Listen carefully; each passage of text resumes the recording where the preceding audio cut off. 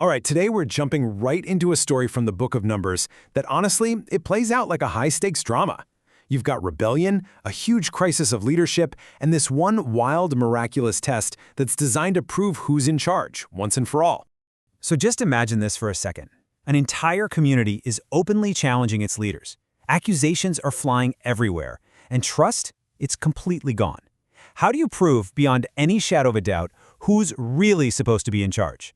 Well, that's the massive problem right at the heart of our story.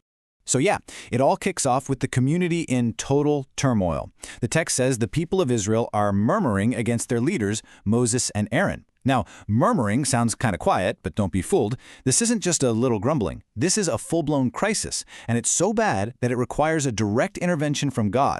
And the goal here is super clear. This isn't about punishment. It's about one thing: stopping the complaints. It's about bringing a final, absolute end to all the dissent and chaos that's been tearing everyone apart. So, how is this all going to get sorted out? Not with arguments, not with force, but with a test. A very specific, very public trial is about to happen, all to establish, once and for all, who the divinely chosen leader actually is. And the instructions Moses gets are incredibly precise, almost like a formal ceremony. First, get a rod, like a staff, from the leader of each of the 12 tribes. Then, write each leader's name on his own rod. But for the tribe of Levi, you're going to write Aaron's name. And finally, all 12 of these rods get placed inside the sacred tabernacle. And that number 12 is so important here. 12 rods for 12 tribes. This makes sure that every single part of the community is represented. Whatever the verdict is, it's going to apply to everybody. No one can turn around and say they were left out. Okay, so the stage is set. The rods are in place, and now all they can do is wait. You can just feel the tension building, can't you? Everyone is waiting for a sign that's about to change everything. So Moses puts the rods inside the tabernacle, and then nothing. They just have to wait. The text keeps it simple. It just says that the very next morning, he went back into the tabernacle to see the result. And the result is absolutely dramatic. The 11 other rods, they're completely unchanged, just lifeless pieces of wood. But Aaron's rod, something impossible happened. It didn't just sprout a leaf. It has budded, it has bloomed with flowers, and it has even grown fully formed almonds. That's a clear sign of impossible life coming from a dead object. And here's the crucial part. This didn't happen in secret. Moses brings all the rods out for every single person to see. The text says they all looked and took every man his rod.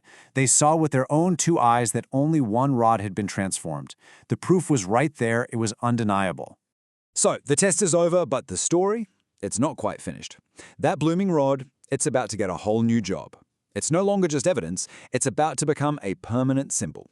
God tells Moses to take Aaron's rod and put it back inside the tabernacle, to be kept there for a token against the rebels. So what's its new function? To be a constant physical reminder of what happened here. The goal is to stop any future rebellions in their tracks, and as the text explicitly says, to prevent more people from dying because of dissent. And the text makes it super clear the commands were followed perfectly. Moses did exactly what he was told, putting the rod right back where it was supposed to be. Now, you might think the people's reaction would be, acceptance, maybe even relief. The leadership question is finally settled. But that's not what happens. Not at all. Their reaction is something else entirely. Pure terror.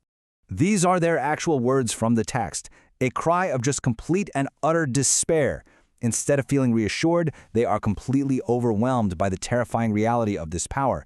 They see the miracle not as a confirmation of their leader, but as a judgment on themselves. Their fear just escalates. It spirals into this new belief that just getting close to the tabernacle, the very place where this amazing sign of life appeared, now means instant death. The question they ask is just haunting. Shall we be consumed with dying?